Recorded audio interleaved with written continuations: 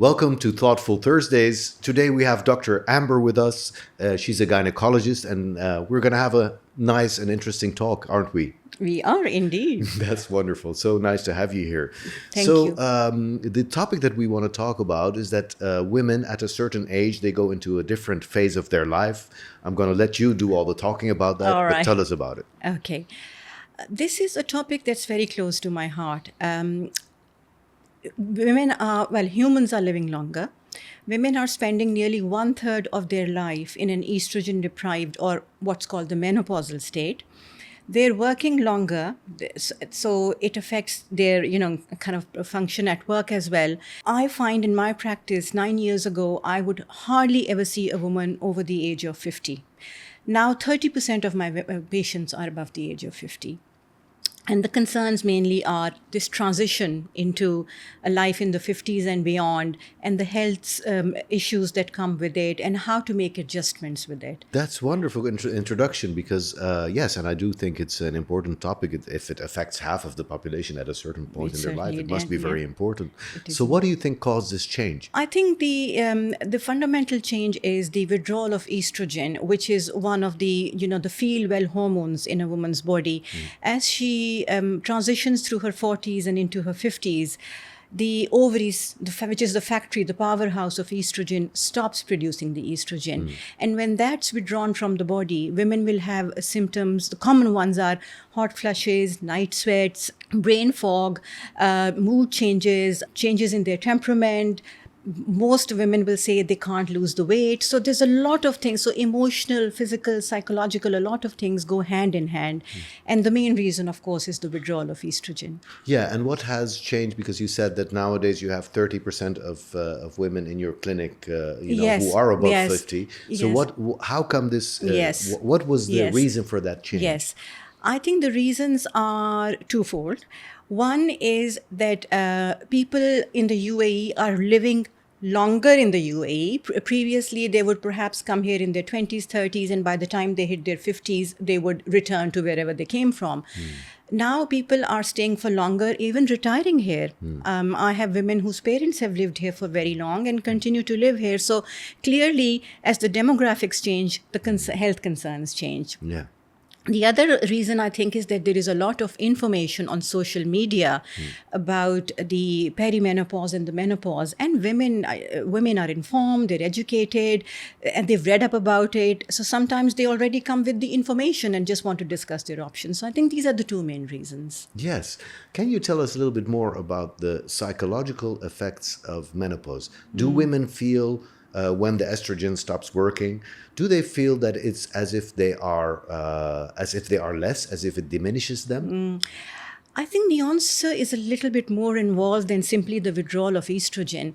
I think when a woman hits her 40s or 50s, there's a whole lot of other things going on in her life. Children have fled the nest. If she was working and suddenly if she was a stay-at-home mom, there's not very much to do. The husband is busy, he's probably in a senior position, not home most of the time. So along with that, there's these physiological and hormonal changes. So I think it's the entire combination. And suddenly a woman, especially if she was a stay-at-home mom, is realizing, so what's my role now? What do I do now? And on top of that, you have this state which is deficient in estrogen. So it actually compounds the problem. Yeah, it's not just the withdrawal of estrogen. I think it's changing life circumstances as well in 40s and 50s. Yeah, that makes total sense. Now, if we would look at a hypothetical situation of a lady who is in her 50s, and she is having a high-profile job, with big responsibilities, and she's leading a group. She's, a boss, and if she would be suffering from perimenopausal symptoms, like you said, fog of mind, that would maybe affect her performance. Yes, you're absolutely right. In fact, there is a study to say, to define, I don't know the exact numbers, the impact of this on time off. So you have a woman who's at the peak of her career, she's leading a team, and then she has to take 3 days, 4 days, 5 days a month out of that because of the way she feels. And when she comes to work, she's not at her optimum best. So I mean, that's the typical woman who actually needs to have at least a conversation with someone about why she's experiencing all this and if there is a way out. Yeah, what about estrogen substitution in the sense of, you can take estrogen as Absolutely. medicine. Should they do that? Again, I think I'm not going to say that as a blanket, I would say yes to every single woman to taking estrogen. It depends on the age of the woman, her symptoms, her medical history, the reason why she's considering this. I think it's as important to not prescribe estrogen as it is to prescribe estrogen. Because I've had women come to my clinic and say, "Oh, I've got no symptoms, doctor, but all my friends are on it. Yeah. Should I be taking it?" Well, obviously the answer not. is not. No. So are there also negative effects to taking estrogens? There are, like anything else, there are negative effects. However, evidence has shown that women between the ages of 40 and 60, if they are started on HRT or estrogen only, if again, it's a question of if a woman doesn't have a uterus, it's estrogen only. If she has a uterus, then it's estrogen and progesterone. If you start HRT between the ages of 40 and 60, invariably there are more advantages than disadvantages. Okay. New evidence is now emerging about starting this for women over the age of 60. But just to put things into perspective, there is this fear of breast cancer. For every 1,000 women who use 5 years of HRT, there are only 5 additional cases of breast cancer. So when you put it into perspective, you might say, oh, it increases the risk of breast cancer. Yeah. But when you put it in numbers, it's very small numbers. And the advantage it gives you for protection of your bones, protection of your heart, protection of your cognition, protection of the quality of your life. So I think you have to weigh advantages and disadvantages. Yes, and I think that would be custom advice for every person. It's and not customized. something that you can just make blanket statements about. Absolutely. It's customized.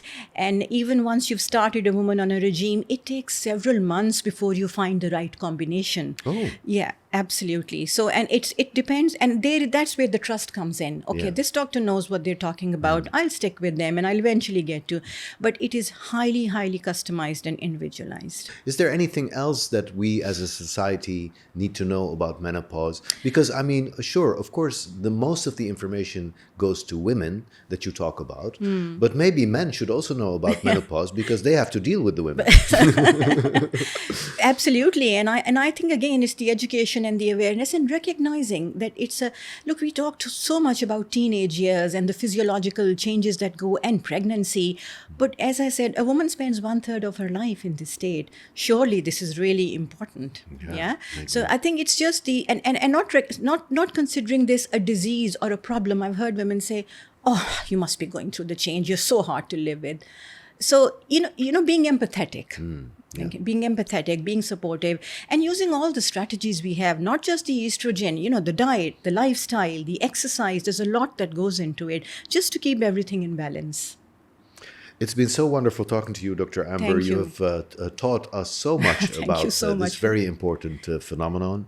And I really appreciate you taking the time to sit with us here and discuss this. And as you said, this is an important topic. It will probably have to be brought up again. Yeah. And when that time comes, I would love to reach out to you again. Thank you so much for having me, Doctor. Thank you.